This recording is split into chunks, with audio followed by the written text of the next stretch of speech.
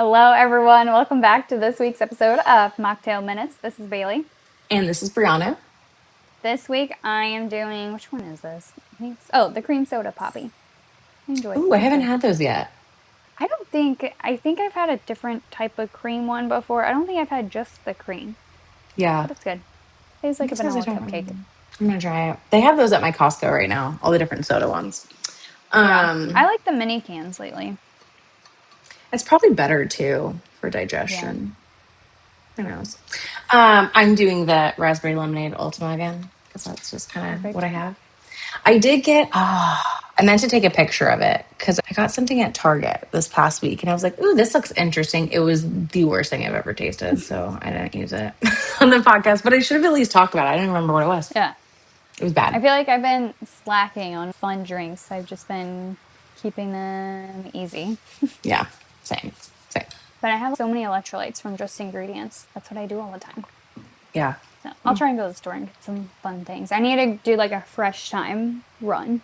I'll put it on my list. I'm gonna do fun drinks. Next week is gonna be fun. Yeah. This week we are talking about protein supplementing. So mainly like protein powder. We we both supplement with protein powder. I think there's some misconceptions with it as to what do I need, what should I look for. So we're going to try and break this down for you to kind of keep it really nice and simple. Hmm. But one thing I want you to know is that yes, eating high protein is helpful with weight loss, but it's not the answer. Because the ways it's going to help is it's going to keep you fuller for longer. Protein is very satiating, it's your most satiating macronutrient. And this can lead to just a natural reduction in calorie intake, which is also why people have such a hard time increasing protein. Because Hmm. if, again, most people that come to us are under eating, your hunger hormones aren't firing great. Now we're increasing, but then we're increasing something that's also suppressing your appetite. It can Yeah, be a little bit tricky. So it takes time, but it can also really help reduce your cravings because that's not really affecting your blood sugar and it's not putting you on the blood sugar roller coaster really when you're eating more protein. It can increase your metabolism. So increased protein intake has a higher thermic effect of food, meaning it takes the body more work to use it, break it down. And so it boosts the amount of calories while you're eating it, but it also helps build muscle, which increases your metabolism. The other thing I would say is protein has been shown to reduce that hunger hormone ghrelin, but then also, so that kind of goes along with it being the most satiating, and it helps boost the appetite reducing hormones GLP-1, peptide YY. So GLP-1 is one that we commonly hear. Again, we can naturally produce GLP-1. Eating protein is one way. and I get asked this a lot. Do I need a protein powder? Is it helpful? Is this the thing I have to do? No. The answer is no, right? Really, it depends, but it can really help you if you're struggling to hit your daily protein goal, especially if you are trying to increase your calories. This is an area where drinking some of your protein may feel a little bit better than eating the volume of Eating it. protein. So that's helpful. If you have a busy schedule or you have the type of job where you're going a long time without eating, a protein shake is super helpful for that. You need an easy post workout option. You don't have very much of a low appetite, or you don't have much of an appetite, again, drinking it. You're trying to lose weight while preserving muscle because the reality is, especially if you have a lot of weight to lose, your protein needs are pretty high. When you're trying to build muscle and then be in a hypocaloric state, protein is high and you may get the ick from other things. And then maybe if you're older and you need higher protein. But if you're eating a lot of animal products like Greek yogurt, cottage cheese, chicken, fish, turkey, lean beef, eggs, stuff like that, you're probably getting a good amount of protein already. So I would just track for a few days and just see, what am I getting from food? Do I need to supplement with it? For me, I do protein powder every day. I have a dairy allergy, so I don't eat any dairy, which makes it a little bit more challenging, but that's why I just do it in the mornings. I do it as part of my smoothie because, yeah, I could eat eggs, but it gets to be a lot of eggs. I don't want them every morning. I don't want to spend the extra time cooking them. So I just do a protein powder and I do a high quality one. I think that's important too. If you're going to use it on a more consistent basis, you want a high quality protein Yes. powder as well. Yeah, because it is a highly processed food. That's what I try to tell Yeah. people. So if you're going to do it, you want to spend a little bit of extra money, you want to know what you're looking for, do it. If I had a dairy allergy, I would absolutely be using protein shakes every day because I heavily rely on cottage cheese and Greek yogurt. Literally, I'm like, it would be game over for everyone if I could eat some yogurt and cottage cheese. You're done. I'm eating 400 grams a day. No, just kidding. I actually, when I did one of my check-ins on my trackings, I was like, things just feel off. I was getting 150 grams of protein in a day. Yeah, I don't need 150 grams. I was like, no. oh, look at that. Yeah, that's definitely one thing you'll learn if you've been on the high protein kick for a while and you track, you're like, oh, I am not having a problem hitting my protein for most people. Most Yes. people. But if you can tolerate dairy, I would do like a whey protein. So whey protein isolate, I think, is going to be your best option. It's about 90% protein. It's going to have very little lactose. It's going to have minimal fat, minimal carbohydrates. And it's also easier to digest. And if you have a hard time tolerating some dairy, like lactose specifically, it can be good for that. But I would say whey protein isolate is going to be the best option if you can tolerate dairy and you want maximum protein with a minimal amount of calories. It kind of depends what else is being added in there. Yeah, that's probably the best. And then I would say your whey protein concentrate. So this isn't broken down as much as the isolate, which is why the isolate's easier to digest. But it's also good for the majority of people, 70 to 80% protein. It has lactose, but a small amount of fat and has naturally occurring bioactive compounds. So these usually taste the best, like the most creamy, not as much bitter. They're more affordable, a little bit less processed because again, you're not breaking it down like even smaller, and then good for muscle growth. So whey, if you do not have a dairy problem and you eat animal products, probably your best bet in terms of protein content. So the other part, the other protein that's part of milk is casein. So you have whey and casein that make up your milk proteins. Now, casein is going to digest a lot slower. It's going to release amino acids over several hours and it creates more fullness. So, some people do tend to like this more during longer periods or just like trying to stay fuller for longer. However, that whey protein is going to stimulate that muscle protein synthesis quickly, so like the muscle building. And casein is just that slower digesting. So, overall, muscle building results are similar when total protein intake is just adequate overall. But in general, I do see people tolerate the whey better, enjoy it a lot more over the casein. I Yeah. don't really see any casein based protein powders, anyways. No, I think it used to be like a really old school way of thinking of do your whey protein during the day and then drink a casein one at Yeah, night because at it night. keeps you full. I don't think we need to do that. I don't think No, it's too complicated. Just do whey yeah. protein if you're Just do doing a whey dairy. protein. Yeah, 100%. And then you're going to have your plant protein. So I would say common sources are like pea, brown rice, soy, pumpkin seed, hemp. So all of these are dairy free, vegan, better for milk allergies because they don't have any of the proteins or the carbs that whey or casein ones have. Some of them are like a single source plant protein, like I had said, especially like pumpkin seed or hemp. So they are lower in certain essential amino acids that help you build muscle. So a lot of times having a mixture of plant proteins is going to be better. And usually like on the back, they'll tell you like their amino acid profile and breakdown, but you need all of it. And then the texture can be grittier. And then a lot of times these don't taste very good. So I feel like these are the ones that have a lot of added sugars to it or Yes. Or like sweeteners. artificial Yeah. sweeteners, I would say. But yeah, they tend to be a little bit gritty and chalky, and I think they give protein powder a bad reputation. And I also see a lot of people have some digestive issues with like Hmm. Orgain is a popular one.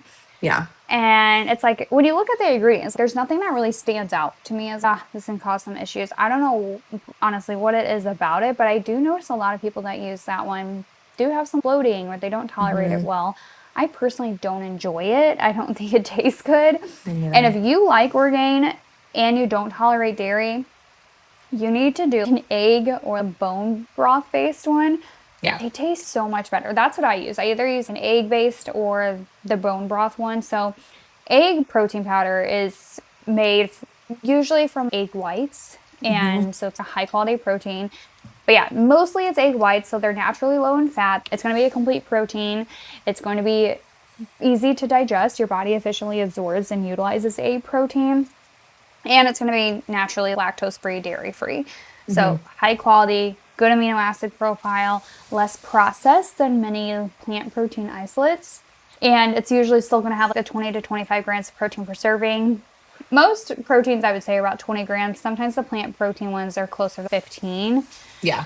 But I will say the eggs is typically more expensive than whey. It doesn't always mix as smoothly. Those are the main things. It's a little bit harder to cook with if you're cooking with protein powder. I really enjoyed egg-based protein. I used the Drink Wholesome one or the bone broth protein powder. So Taylor Duke Wellness or Paleo Valley. Yeah, I I've like done both of them. paleo. Yeah, they both blend in really well. And it's marketed as more of the whole food protein powder, but nutritionally, it actually behaves more like a collagen powder rather than a whey or an egg protein. Yeah.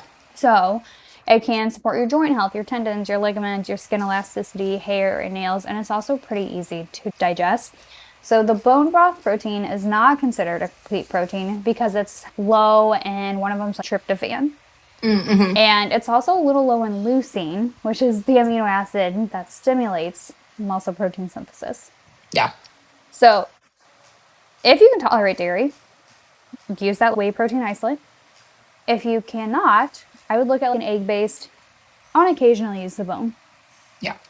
And I mean, you got to also think about because the egg and the bone broth is the most, I feel like it's the most tolerated for a lot of people. And you got to think, what Yeah. else am I putting in it, right? Am I mixing it with a protein based liquid? Am I adding other sources? So it can still be good. It's just knowing if Yes. I'm using this one, I probably need to add a little bit more than if you just are a crazy person and shake up whey Hmm. protein with water. Just I've done it. I've actually done it on this show. On Yeah. this show, And on on this this show, show, on the show. I have done it. It's not enjoyable, but it gets the job done. So it those gets are the not going job to done be, some days. I think there's a lot of confusion with the collagen too, because yeah, I get this question like, yes, it does count towards your protein, but I don't want all of your protein at a meal just coming from collagen. yes. So if I'm doing collagen, it's usually with breakfast. I'll do some of my coffee that I make. So there's about 20 grams of collagen from there. But I'm also getting at least 20 grams of protein from my eggs. Hmm. I'm getting both. I don't want to do just like 40 grams of protein from collagen. And Yeah, you also don't want to be just surviving off protein powder. Again, I think it's a good supplement to add in as needed. yeah. There are some days, very rarely, that I do 2 smoothies a day, but they're just supplements. You still want to get whole food benefit.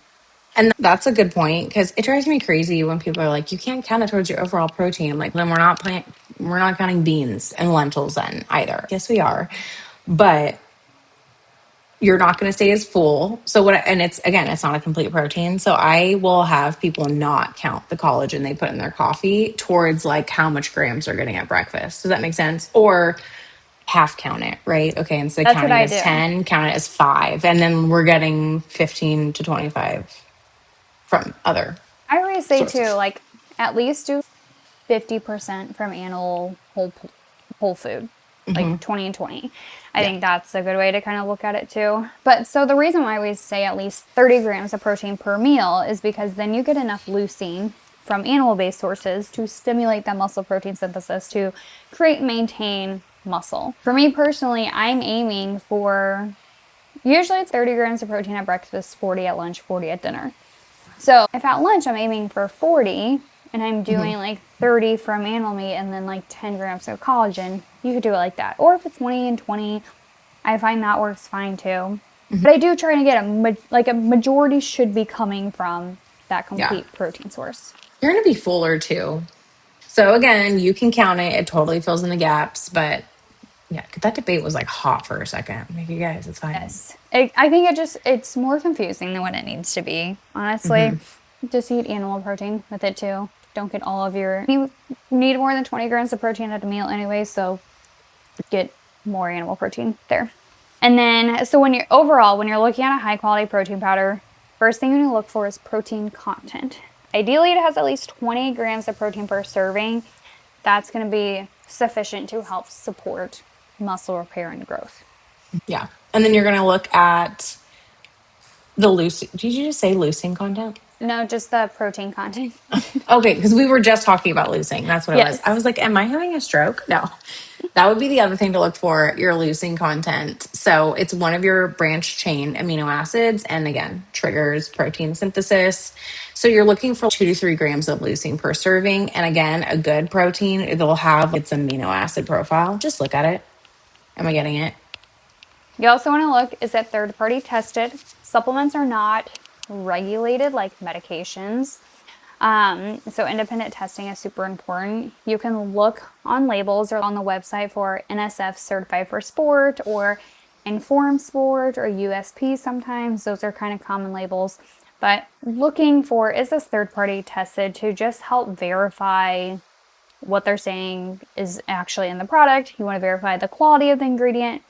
And that can just be something good to look for really with any supplements that you Yeah. do. I would say too, going along with that, you want a short ingredient list. In general, the fewer ingredients are better. Kind of like how I mentioned with that Orgain powder, it's like there's nothing in it that really stands out to me. I'm like, yeah, I wouldn't do it.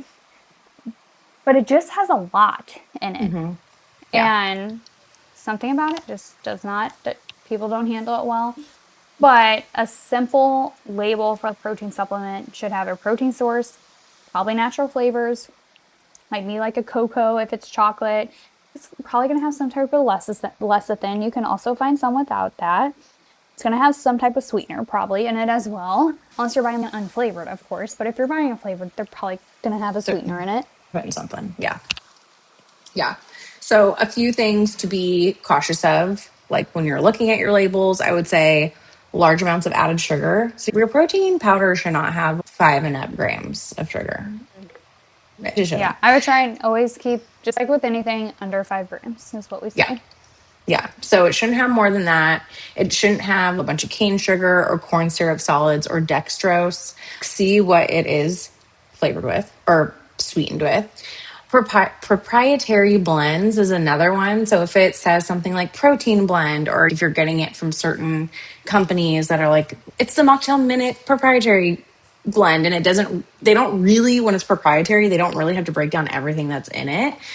To me, I'm just like, there's only so many ways. Like, why is You it know a what I secret? mean? What did you add to it? There's not much. So again, I don't love it. And it's a way for them to sneak in things. So they don't have to tell you how much is in it.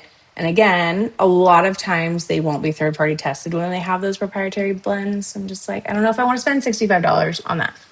And then excessive fillers, so stuff like maltodextrin, large amounts of gums that can bother a lot of people's gut is the gums. So maybe that's what it is. I know Orgain has that. Artificial Oh, colors, yeah. and then just like the additives. And I think Orgain also has whatever they sweeten it with, which actually might I think be they this were, potassium one. Is it Ace K? Whatever it I is, it thought really they were bugs like a people. stevia. And I think I've noticed it more with the chocolate specifically. Was it the vanilla? People changed flavors and it could be the gum. Let's see. I'm interested. And I think a lot of people do Orgain because they sell it a lot at Sam's Club and Costco. Yes. And cool. If you can tolerate it and you like it, great. But I think a lot of people will try it and then be like, I can't do a protein powder because it really Mm. bothers me. Lynn. Yeah, theirs is a stevia, Okay. and it has acacia in it, guar gum, xanthan gum. They're the last two Yeah. ingredients. Pay attention, but a lot of times it's the gums, it's the flavoring or the sweeteners and the gums. Again, Yeah, I shorter definitely hear list. that where people are just like, oh, I can't tolerate protein powder. It might just be like the type of protein powder you bought too. Right. Um, so then, yeah, as far as sweeteners, many protein powders, like I said, are going to use them. Doing ones with like stevia or monk fruit are going to be typically your better options. And I do notice if they have stevia or monk fruit, it usually is a higher quality. Now, I just said Orgain has stevia, but a lot of people don't tolerate it well. But stevia and monk fruit, I would say those are your better option sweeteners.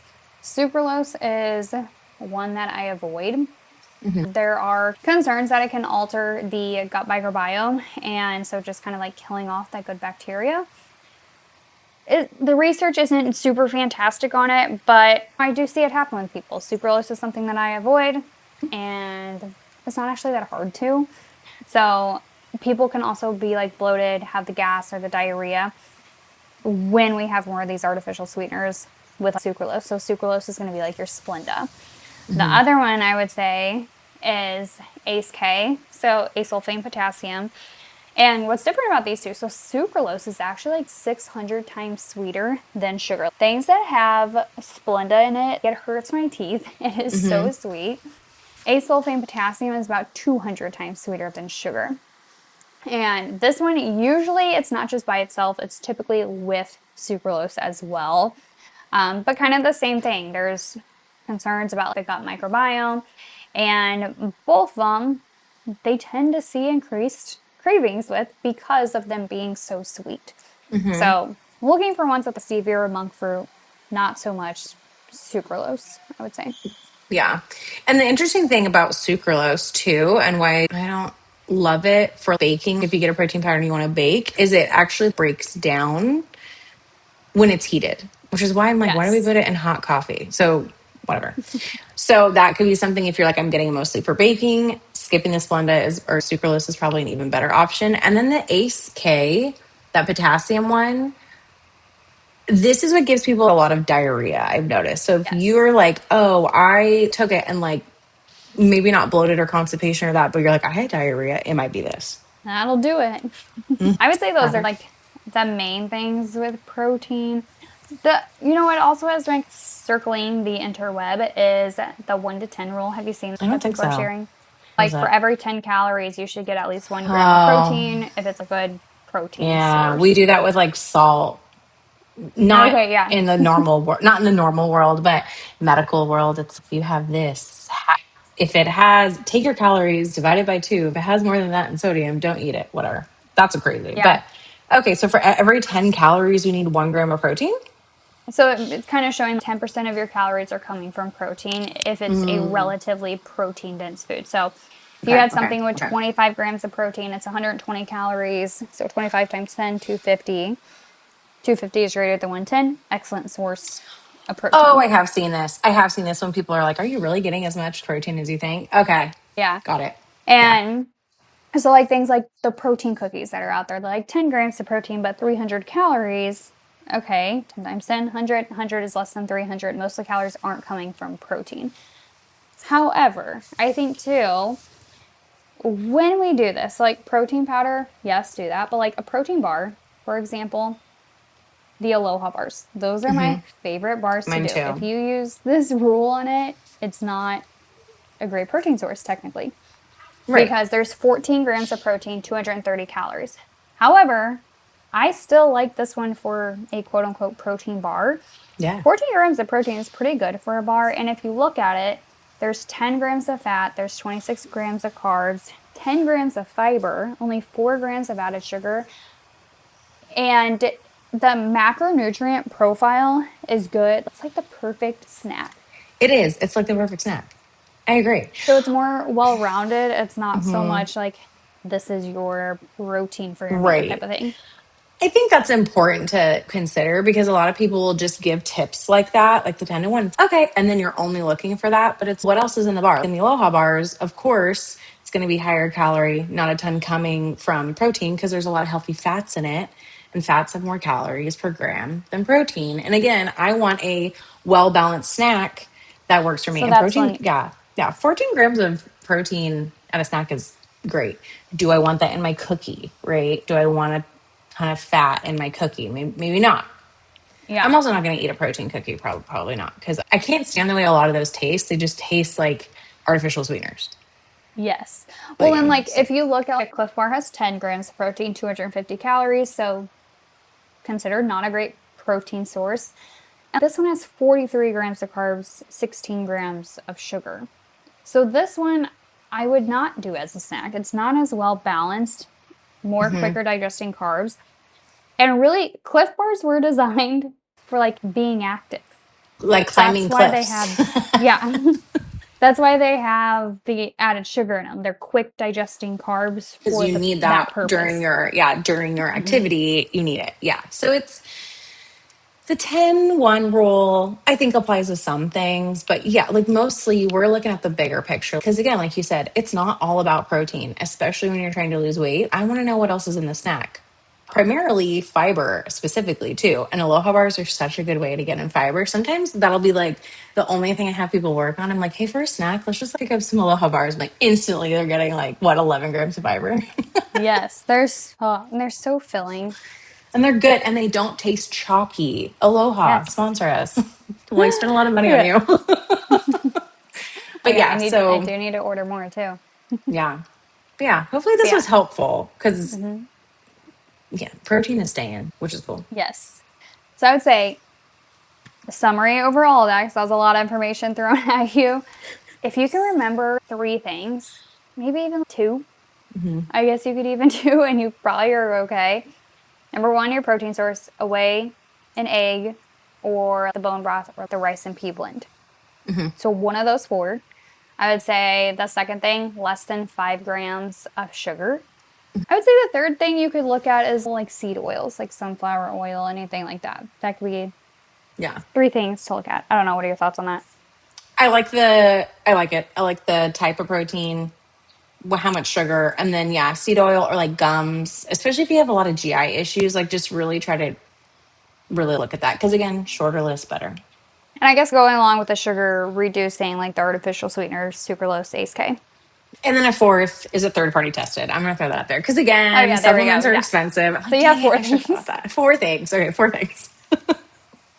That's not bad. And then You a know, fifth. like, No, I'm just okay, joking. yeah. If you're like, oh, I can eat dairy, do a whey.